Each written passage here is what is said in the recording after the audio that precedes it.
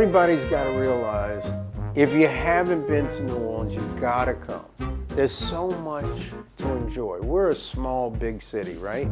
We have the food, we have the culture, we have the music, we have the people. The diversity of New Orleans is just so embracing to people.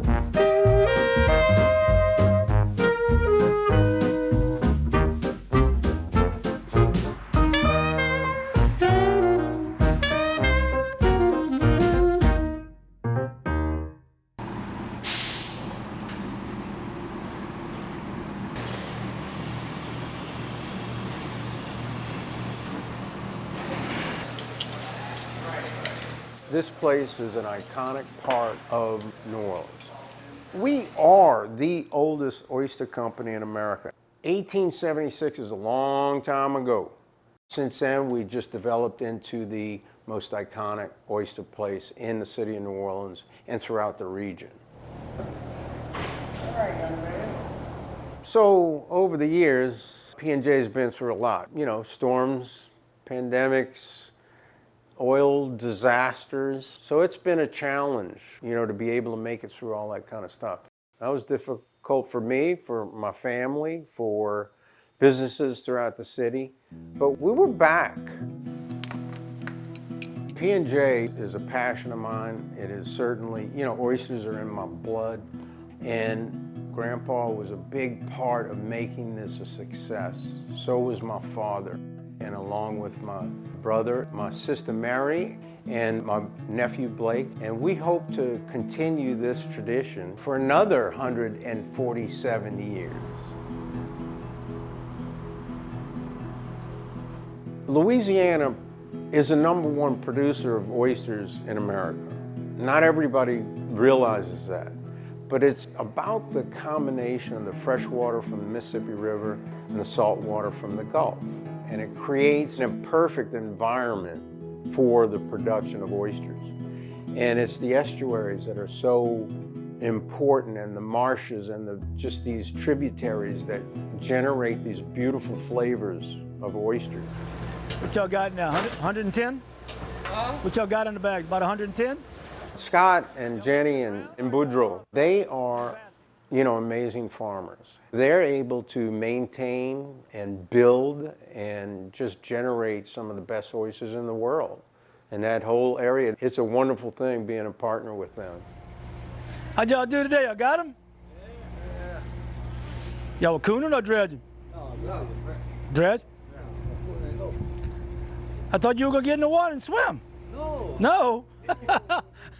But they get here about daybreak, and they'll load up their sacks and get their orders from us. And then they'll head out. Some of them are fishing on the actual plants that we plant with all those rocks, and others are fishing on the private, on the wild reef. And then they just go out and find them, and when they find them, they'll either start dredging or they'll jump over and catch them and throw them in the boat.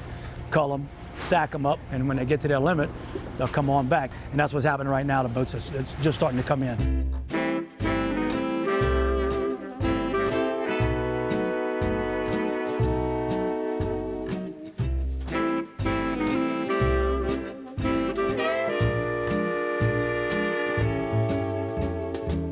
There's fishermen that we buy from that have been doing business with our family for generations. So we go and pick them up, and then the next day we'll start shucking them and pack them in ice to get them back to temperature for sales the next day.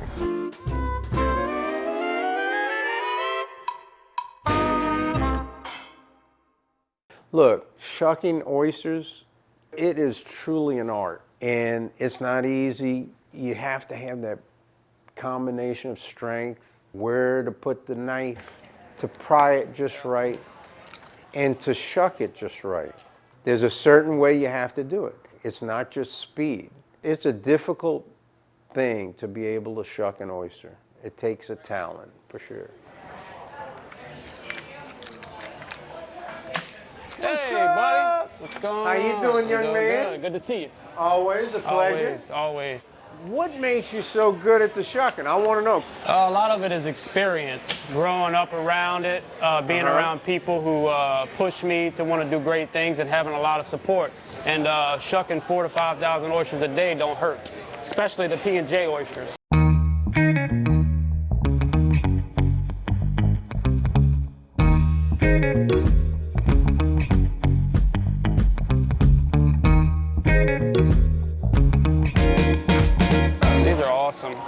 They're nice and plump. There's different ways, especially in New Orleans, on how chefs create different dishes that are so amazing. Well, to me, I want my natural, fresh, beautiful Louisiana Gulf oyster raw. I mean, that natural flavor is just amazing, and it's so good for you.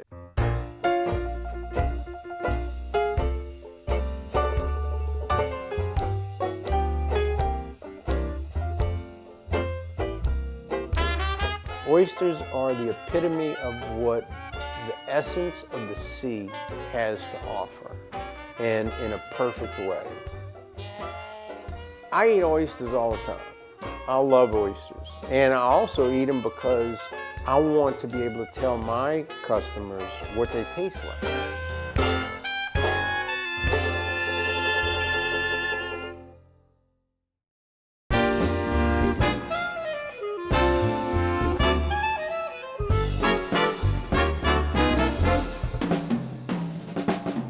I want people to recognize that, hey, P&J was a big part in bringing oysters to the city of New Orleans, and that having people recognize how important oysters are to the city, how important they are to restaurants, and how important they are to the ecology of the state of Louisiana. So hopefully that's going to be my legacy, that through my passion of oysters, that it helped people just be more aware about the beautiful product it is, and just what it's done for the city.